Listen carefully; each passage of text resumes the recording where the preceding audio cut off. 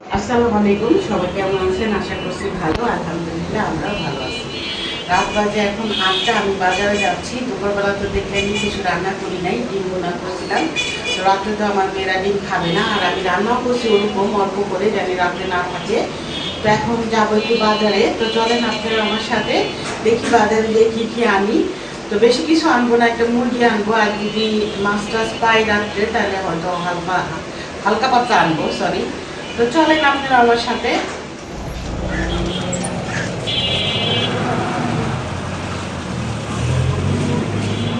পেঁয়াজের দাম না মাঝখানে কম ছিল, আবার বাড়ছে। মানে এইবারে এই কমে কাটা পেঁয়াজ দিয়ে না ভাই, এই আলু বাজারে যাওয়ার রাস্তায় আলু আলু পেঁয়াজ পাইলাম, এখান থেকে আলু পেঁয়াজ কিনতেছি। এখানে আলু পেঁয়াজ কিনে রাইখা তারপরে বাজার যাবো।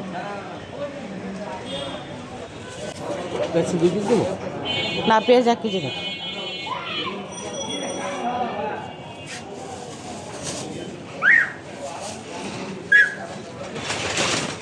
সালাম আলাইকুম, সবাই কেমন আছেন? আশা করছি ভালো আছেন। আলহামদুলিল্লাহ আমরাও ভালো আছি। রাত বাজে এখন 8:30টার মতো। এখন আমি বাজারে যাচ্ছি। আমি সকালবেলা যে বললাম না যে ঘরে বাজার নাই, তো রাত্রেবেলা নিধির বাবা আবার আসলো সন্ধ্যার সময়, এসে আবার টাকা দিল যে তুমি একটু বাজার থেকে ঘুরে আসো। সব সময় তো ও আর আমি একসাথেই যাই। দেখা গেল আজকে আবার একটু ওর কাজ ছিল, এর জন্য ও ওইখানে চলে গেল, আমি একাই বাজারে আসলাম। আর বাজার বেশি দূরে না, আমাদের বাসার একটু সামনেই, আর এখানেই সব কিছু পাওয়া যায়। আর এর জন্য ভাবলাম যে আমি একাই যাই, আর রাত্রেবেলা না গেলে হবে না। দেখা যাবে সকালবেলা যদি বাজারে যাই, সকালবেলা ঘুম থেকে উঠতে দেরি করে উঠে তারপরে বাজারে যাইতে রান্না করতে করতে অনেকটা দেরি হয়ে যায়। আর রাত্রে যেহেতু কিছু নাই, বাচ্চারাও খাবে, এর জন্য ভাবলাম যে বাচ্চারা খাবে আমরাও খাবো, এর জন্য ভাবলাম যে রাত্রে কিছু নিয়ে আসি, রাত্রে হালকা পাতলা রান্না করি আর কালকের জন্য রান্না করব। তো এখানে রাত্রেবেলা বাজারে এসে দেখি সবজির দাম ভালোই সস্তা। সকালে যেটা 40 টাকা কেজি বিক্রি করে, সেটা বিকালে হয়ে যায় 15 থেকে 20 টাকা কেজি। শসা দেখলাম 20 টাকা কেজি। তো কয়দিন তো শসা দেখছি 100 টাকা কেজি। তো এখান থেকে একটু শসা নিয়ে নিলাম, আর কাঁচামরিচ নিয়ে নিলাম। কাঁচামরিচ 50 টাকা কেজি, আমি 250 গ্রাম নিলাম। তো এইখান থেকে লেবু নিয়ে নিলাম। টুকিটাকি সবজি নিতে চাইছিলাম, আবার নিলাম না, যে একা আসছি আর একা এতগুলা বাজার করে আসলে ভালো লাগে না, যাইতে কষ্ট হয় অনেকটা। তো এখান থেকে আবার লেবু নিয়ে নিলাম। লেবুর দোকানের সাথে পিচিটা একটু বেশি বেদব ছিল, ওর সাথে একটু তকাতকি হইল। তারপরে পাশের লোকটা আবার বলল যে ভাবি চলে যান, থাক ছোট মানুষ। তো আমিও ভাবলাম থাক ছোট মানুষ তো বুঝে না হয়তো, এর জন্য আর কথা বাড়াবাড়ি করলাম না। আমিও বাসায় চলে যাওয়ার জন্য আর কি যাচ্ছিলাম। তো সামনে আবার মুরগি নিছিলাম, সেখান থেকে মুরগিটা নিয়ে নিব। মুরগি আবার ড্রেসিং করতে দিয়েছিলাম। তো ভাবলাম যে আগে সবজি একটু কিনে নিয়ে যাই, আর যদি মাছ পাই মাছ কিনে তারপরে আবার মুরগিটা যাওয়ার সময় নিয়ে যাব। তো নেহানিদি আবার বলতেছিল যে আম্মু একটু পোলা চাল নিয়ে এসো, কালকে একটু বিরিয়ানি খাবো। অনেক দিন ধরে দেখা যায় ঘরে আর কি বিরিয়ানি রান্না করা হচ্ছিল না, তাই ভাবলাম যে একটু পোলাও চালও নিয়ে নিব। আমি যেই দোকান থেকে সব সময় পোলাও চাল নেই সেখান থেকে নিব। আসলে এলাকায় না খোলা চাল বিক্রি করে, কিন্তু দাম নেয় বেশি। চালটা না পোলাওর কোনো গন্ধই থাকে না, মানে মনে হয় কি ভাতের চাল মিশাই দিছে। এই জন্য একটু কষ্ট হলেও আমরা যদি পোলাও চাল নেই, তাহলে বাজার থেকে আমাদের পরিচিত একটা দোকান আছে, সেখান থেকেই চালটা নেওয়ার চেষ্টা করি। সব সময় ওখান থেকেই নেই। এই যে এখানে মুরগি কিনে রাখছি, এই দোকান থেকে সব সময় মুরগি নেই। তো এখান থেকে আবার মুরগিটা নিয়ে আর এখানে চলে আসলাম পপকর্ন নিতে। তো আমার মেয়েরা তো সব সময় পপকর্ন খায়, আপনারা তো দেখেন। আর এখানে অনেক রকম মানে সব কিছু পাওয়া যায়, চিপস, বাদাম, চিয়া সিড, মুড়ি, চিড়া, বিস্কুট, অনেক কিছু পাওয়া যায়। তো এখান থেকে না মাঝে মধ্যে আমি টুকিটাকি কিছু নেই, চিপসগুলাও নেই। তো এখান থেকে কিছু নিয়ে নিলাম। বাজার করা শেষ, এখন বাসায় যেতেছি। রাত হয়ে গেছে, রাত 9:30 বাজে।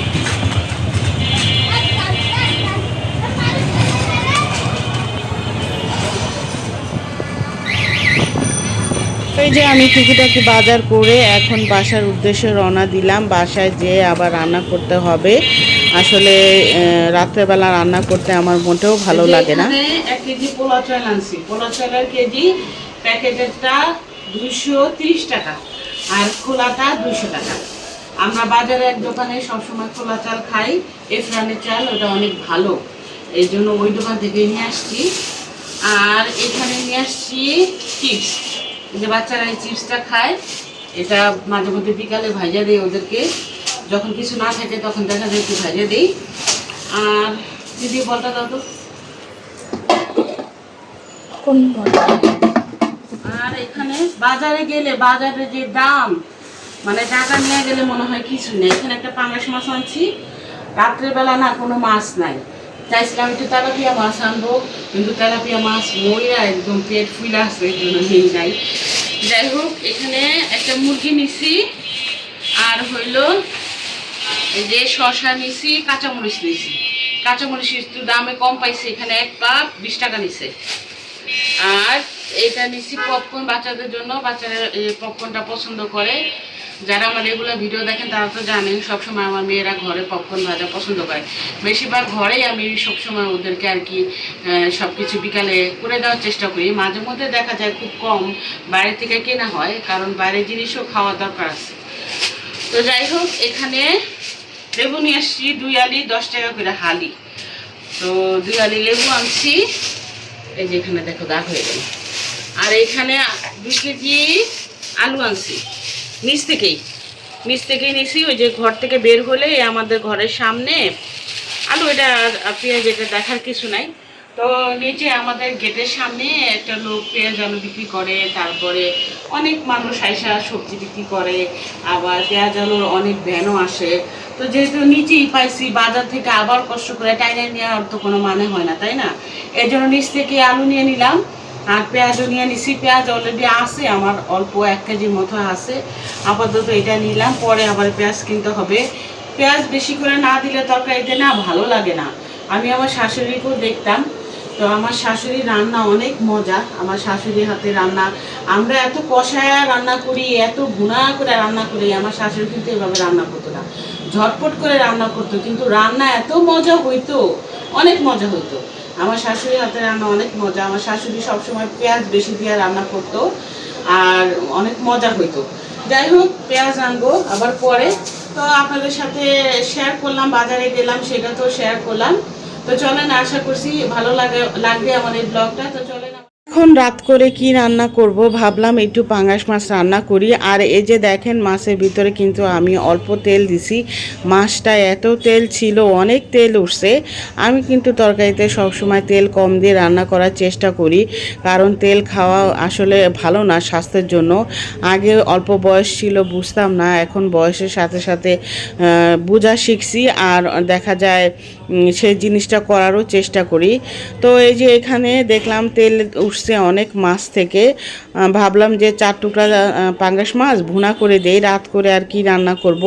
দুপুরে যেহেতু বাচ্চারা হাবিজাবি দিয়ে খেয়েছে, এজন্য রাত্রেবেলা একটু পাঙ্গাস মাছ রান্না করি। আর ওরা না পাঙ্গাস মাছটা অনেক পছন্দ করে। তো এই যে এখানে মাছটা ভেজে পেঁয়াজটা ব্রাউন কালার করে, এখানে আদা রসুন বাটা, হলুদ মরিচ আর জিরা ছিল না, অল্প একটু ছিল, সেটাই দিছি। তো এখন ভালো করে কষায় তারপরে মাছটা দিয়ে দিব। আর রাত এখন প্রায় 10টা বাজে, আমি এখন রান্না করতেছি।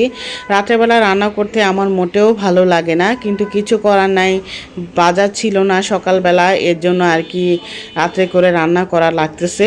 আর যখন মেয়েদের এক্সাম থাকে, আমি যখন যাই ওদের এক্সামে, তখন দেখা যায় তো আমি রাতে রান্না করে রেখে দেওয়ার চেষ্টা করি। সকালে জানি আমার রান্না করতে না হয়, সকালে ভাত রান্না করতাম আর নাস্তা বানাইতাম, সেটা করে তারপরে ওদেরকে নিয়ে স্কুলে যাইতাম। আস্তে আস্তে সেই 1টা 2টা বাজতো, তারপরে এসে আর কি খাওয়া দাওয়া করতাম। তো রাতেরবেলা রান্না আমার বরাবরই পছন্দ না, সবসময় সকালবেলা রান্না করে রাখি। তো এই যে আমার কথা বলতে বলতে আমার মাছটা রান্না করা হয়ে গেছে। আর আজকে ভাবলাম একটু পাঙ্গাস মাছে লেবু দিয়ে দেখি তো কেমন লাগে। তো লেবু দেওয়ার পরে বিশ্বাস করবেন না, এত ভালো লাগছে, আমার মেয়েরা খুবই পছন্দ করছে। তো এই যে দেখেন রান্না করা হয়ে গেছে, এখন আমি চুলাটা ভালো করে মুছে পরিষ্কার করে রাখবো। রাতেরবেলা সবসময় আমি চেষ্টা করি সিঙের হাঁড়ি পাতিল তারপরে চুলা রান্নাঘরটা ভালো করে পরিষ্কার করে রাখার জন্য, কারণ সকালবেলা ঘুম থেকে উঠে যদি দেখি রান্নাঘরটা অপরিষ্কার তাহলে আমার একটুও ভালো লাগে না। সকালবেলা ঘুম থেকে উঠে আমি জানি রান্নাঘরে এসে জানি দেখি রান্নাঘরে কোনো হাঁড়ি পাতিলও জমা নাই আর রান্নাঘরে সব পরিষ্কার থাকে, তাহলে না মনটা অনেক ফ্রেশ লাগে। এর জন্য আমি মানে হাজার কষ্ট হইলেও না চেষ্টা করি রাতের বেলায় সব কিছু করে রাখার জন্য। আর এই যে শুভ সকাল, সকালে এখন ঘুম থেকে উঠলাম, এখন দেখেন আকাশটা মেঘলা মেঘলা হয়ে আছে। গত 15-20 দিন ধরে এরকমই হঠাৎ বৃষ্টি হঠাৎ রোদ এরকমই যাচ্ছে ওয়েদারটা। তো সকালবেলা ঘুম থেকে উঠে প্রথমে আমি গাছে পানি দিলাম, এরই মধ্যে নাস্তা বানানো শেষ, নিধির বাবা আমরা নাস্তা খাইলাম।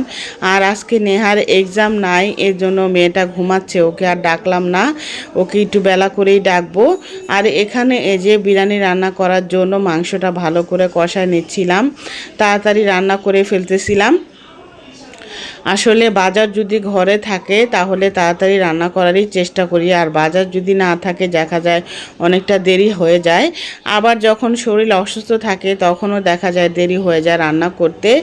আর এই যে এখন আমি পোলাও চালটাও দিয়ে পরিমাণ মতো পানি দিয়ে দিয়েছি, পরে আমি মাংস অ্যাড করে দিব। যাই হোক, এই যে দেখেন এখানে আবার রান্না করার সময় দেখলাম ঝুম বৃষ্টি আসছে, ক্যামেরার ভিতর কিন্তু সেরকম বোঝা যায় না। তো সবাই কেমন আছেন, আশা করছি ভালো আছেন। আপনারা অনেক সুন্দর সুন্দর কমেন্ট দেন, আপনাদের অশেষ ধন্যবাদ। তো অনেক ধন্যবাদ। আর এই যে দেখেন আপনাদের সাথে কথা বলতে বলতে আমার বিরিয়ানিটাও রান্না করা হয়ে গেছে। তো নেহা এরই মধ্যে ঘুম থেকে উঠছে, নিধিও উঠছে, ওরা দুজন নাস্তা খেয়ে নিছে। এরই মধ্যে আবার কিন্তু আমি রান্নাই করি নাই, খালি সংসারের টুকিটাকি অনেক কাজ করছি। পুরা ফ্ল্যাটটা মানে পরিষ্কার করছি, বিছনা ঝাড়লাম, ঘর ঝাড়ু দিলাম, নিজে গোসল করলাম, তারপরে বাচ্চাদের নাস্তা খাওয়াইলাম। তো একটা মেয়েদের কিন্তু সংসারের টুকিটাকি অনেক কাজ থাকে, আসলে এগুলা যদি ক্যামেরায় তুলে ধরা হয় তাহলে কিন্তু অনেকটা টাইম লেগে যাবে। এর জন্য আমি এত বড় ভিডিও করি না, অনেক বড় ভিডিও হয়ে যাবে, এত বড় ভিডিও না আসলে কেউ দেখতেও চায় না। আর এই যে পোলাওটা অনেকক্ষণ আর কি বিরিয়ানিটা অনেকক্ষণ দমে বসায় রাখছিলাম, এখন আবার নেড়ে চেড়ে অ্যাড করে দিব। আসলে আমি মাংসটা 3 ভাগ করে দেই, তো এখন আবার মাংসটা আর পোলাওটা একটু একসাথে মিশায়া তারপরে আমি চুলা অফ করে দিব, আমার রান্নাটা শেষ হয়ে যাবে। আমরা মেয়েরা যতই স্বাবলম্বী হই কি না, তারপরেও কিন্তু প্রত্যেকটা মেয়েদেরই স্বামীর প্রয়োজন থাকে। তুমি যেভাবে সুখে দুঃখে আপনার পাশে থাকবে, আপনি টাকা দিয়েও কিন্তু ওরকম কাউকে পাবেন না। যাই হোক, আমাদের রান্না শেষ হয়ে গেছে, এখন আমরা সবাই মিলে দুপুরে খাচ্ছিলাম। তো এই যে দেখেন আমি একা বাজারে গেছি, আমার কত কষ্ট হইল। নিধির বাবা দুইজনে মিলে বাজারে গেলে গল্প করা হয়, আবার দেখা যায় আমি বাজারে গেলে ও আমাকে কখনো ব্যাগ তুলতে দেয় না হাতে, আমি জোর করে ওর থেকে নেই। তো এইটাই হলো একটা মেয়ের পরিপূর্ণতা আমি মনে করি। টাকা পয়সাই কিন্তু বড় সুখ না, স্বামী যদি সাপোর্ট করে হাজার দুঃখেও কিন্তু একটা সংসারে মেয়ে সুখে থাকতে পারে। আর স্বামী যদি হাজার টাকা পয়সা দেয় আপনার সংসারে কোনো সুখ দেয় না, স্বামী বউর প্রতি কেয়ার করে না, বাচ্চার প্রতি কেয়ার করে না, তখন কিন্তু ওই টাকা দিয়েও মনে সুখ আসে না। যাই হোক, কথা বলতে বলতে অনেক কথা বলে ফেললাম। তো এখানে আমরা এখন সবাই মিলে দুপুরে খাওয়া দাওয়া করতেছি। আজকের মতো বিদায় নিলাম, আল্লাহ হাফেজ।